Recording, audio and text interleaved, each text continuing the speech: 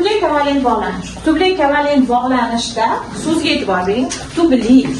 Qutubli bor, qutubsiz bor. Qutublida iloji boricha nisbiy elektromanfiyliklari ikkita atomniki bir-biridan farq qilib turishi kerak. Qutubsizda bir xil edi, tashkil, qutublida bir-biridan nima qilib turishi kerak? Ozgina farq qilib turishi kerak. Ya'ni 0.4 dan 1.7 gacha ayirganingda 0.4, 0.5, 1, 1.2, 1.5 farq katta bo'ladimi? Mana shu qutubli kovalent bog'lanish hisoblanadi. Qutubli kovalent bog'lanishda nisbiy elektromanfiyliklari ozroq farq qiladigan atomlar o'rtasida. Juda ham keskin emas, juda ham passiv emas, ozroq farq qiladigan nimalar o'rtasida vujudga kelarkan? Atomlar o'rtasida. Misol bo'lagan. Hamma kislotalaringiz ichida qutubli kovalent bog' bo'ladi. Metal mas oksidlar, ya'ni difarq oksid va kislotali oksidlaringiz ichida qutubli kovalent bog'lanish bo'ladi. Va organik birikmalar. Deyarli hamma organik birikmalar ichida qutubli kovalent bog'lanish bo'ladi. Qutubsiz ham bo'ladi, qutubli ham bo'ladi. Xo'p, passivroq metal birikmalarida o'zi kovalent bog'lanish metal birikmalari o'rtasida vujudga kelmaydi. Kovalent bog'lanish odatda 90% ikkita metal mas o'rtasida vujudga keladi. Qanaqa vujudga keladigan kovalent bog'lanish? Ikkita metal mas. Masalan, qarang. H xlor. H metalmi, metal emasmi? Metal emas, xlor ham metal emas. Metal emas birikmasi. H 2 izotor. H ham metal emas, oltin gurdan metal emas, kislorod ham metal emas. Bu ham xuddi shunaqa, hammasi metal emas. Azot ham metal emas, kislorod ham metal emas. Kovalent bog'lanish metal emaslar o'rtasida vujudga keladi. Lekin shunga bo'ysunmaydigan istisno holatlar bor. Men passivroq metal deganda 10 ta aktiv metaldan tashqarisini oldim. Masalan, misol yozishim mumkin. Alyuminiy xlor 3. Alyuminiy nisbiy elektromanfiyligi 1.5, xlorligi 3. Ayersam necha chiqadi? 1.5. 1.7 dan kichkinami? Demak, bu yerda qanaqa bog'lanish bor?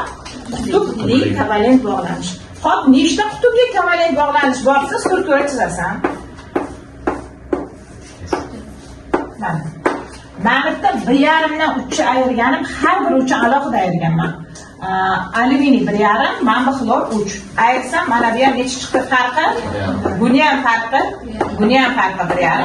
Nechta qutubli kovalent bog'lanish bor ekan? 3 ta. Xo'p, yana nimani misol qilishimiz mumkin? Masalan, kislota. E'tibor bering, kislotada HNO3 yozmoqchiman strukturasini. Mana, nechta qutubli kovalent bog'lanish bor, bu sizga birikma berdi. Vodorod, nisbiy elektromanfiyligi. Kislorodga ayiring. 1.4. Demak, mana bu qaysi bog'lanishga kiradi? Qutubli nima qisqartirib deb keta qolaman. 3.5 bu 3. Ayiring. 0.5. Bu ham qutubli. Azot yana kislorod bilan. Bu 3.5. Ayirsak necha bo'ladi? 5. Qutubli. Mana bunisi ham qutubli.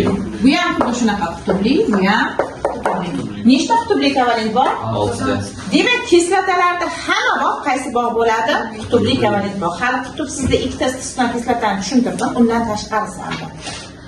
Xo'p, endi sizdan nimani so'raydi? Bog' qaysi element tomonga siljigan? Savolga e'tibor bering. Qutubli kovalent bog' qaysi atom tomonga siljigan? Qaysi atom tomonga siljigan? Bog' odatda nisbiy elektromanfiylik katta atom tomonga qarab siljiydi. Azotniki necha turibdi? 3. Kislorodniki? 3. Demak, bog' qaysi tomonga qarab siljigan? Kislorod tomonga qarab siljiydi. Vodorodniki 2/1, 3. Bu yoqda ham bog' qaysi element tomonga? Kislorod tomonga qarab siljiydi. Bu degani nima degani? Vodorodning elektroni o'zini zonasidan chiqib, kislorodning zonasiga o'tadi. Bu ionlanish potensialida tushuntirib berdim. Bir atomning elektroni boshqa atomni elektron qavatiga nima qilib qoladi? Qo'shib qoladi. Xuddi o'shanaqa holat bo'ladi bu yerda. Demak, vodorod kislorod tomonga qarab nima qilar ekan? Siljib ketadi. Azot 5 ta tarafga siljiydi. Azot bu beshala bog'ida ham kislorod tomonga qarab siljitadi. Bu yoqda ham bu kislorodga. Nisbiy elektromanfiylik katta bo'ldimi, tomon o'sha tomonga qarab bog' nima qiladi? Siljiydi. Yetib bordiman mana shu joyga. Demak, qutbli kovalent bog'lanish nisbiy elektromanfiyligi ozroq. E'tibor bering, jayam katta farq emas. Masalan, 2, 2,1, 2,2 emas. Ozroq farq qilgan atomlar o'rtasida uchga keladi. Xo'p, donor akseptor bog'lanish. Donor akseptor bog'lanish bir atomni juft elektroni va boshqa atomni bo'sh yacheykasi o'rtasida vujudga keladigan bog'lanish. Demak, bir atomni juft elektroni bilan boshqa atomni bo'sh yacheykasi o'rtasida vujudga keladigan bog'lanish. Misol, ammoniy misolida ko'rib bermoqchiman. Ammoniy kationni hosil bo'lish uchun ammiakka qaysi kislota qo'shilishi kerak? Kislotani ichidagi vodorod ioni kelib ammoniyni hosil qiladi. Mana. Xo'p, ammoniyda bitta donor akseptor bor. Uni ko'rsatib beramiz. Qanaqa? Strukturasi nechta vodorod bor ekan? Bitta, ikkita, uchta, to'rtta. Shulardan bitta vodorod bu ion holatda kelgan vodoroddir. Xo'p, strukturasini tuzamiz. Azot tartib raqami 7, 1s2, 2s2, 2p, 3. Mana tashqi qavat. Tashqi qavat chizib olaman. 1, 2. S'da 2 elektron bor edi, yozdim. Q'da 3 elektron bor edi, mana yozdim. 3 elektron qaysi holatda turibdi? Tog' holatda. Ya'ni mana bu bog' qutbli kovalent bog' bo'lgan. Faqat mana bitta donor akseptor bog' bo'lgan. Mana shu joyda qanaqa bog' bo'lgan ekan? Donor akseptor bog' bo'lgan.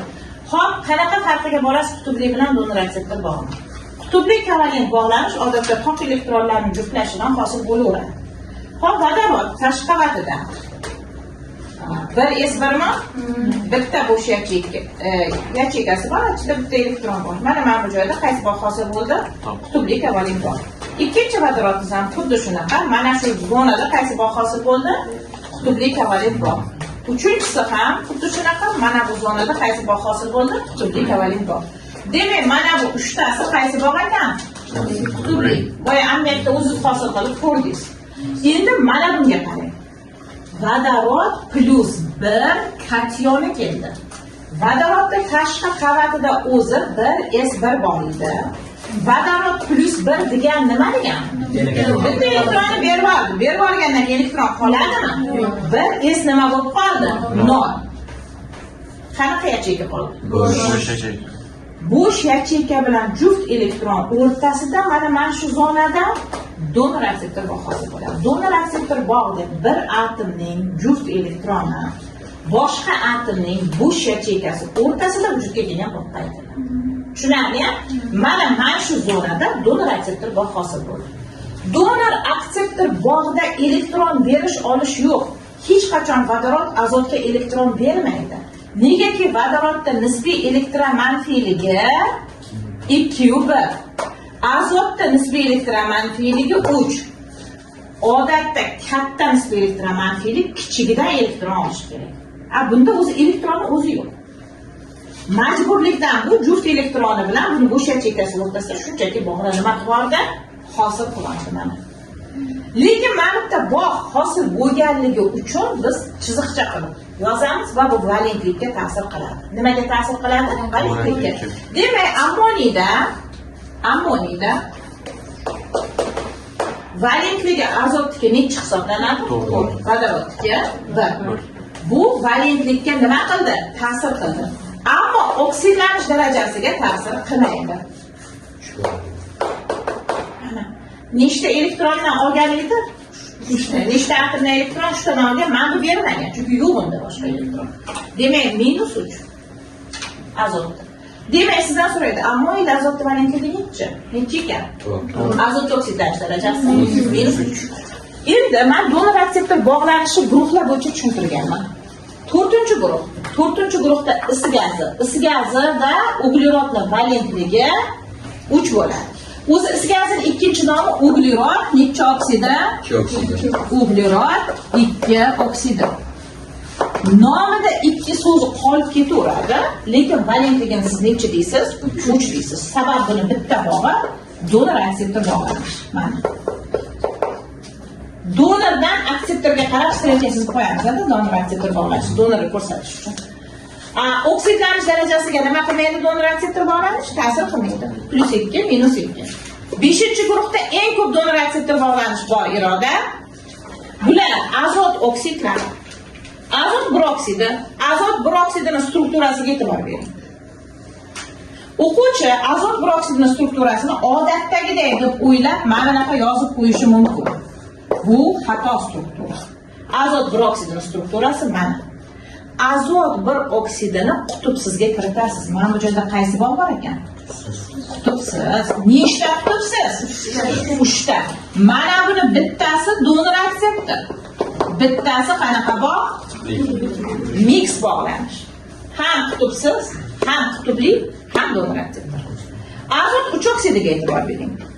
Odatdagidek azot 3 oksidlar strukturasiga, masalan, fosfor 3 oksidining boshqacha. Azot 3 oksidi, azot birikmalari odatdagi strukturaga ko'pchiligi bo'ysunmaydi oksidlar.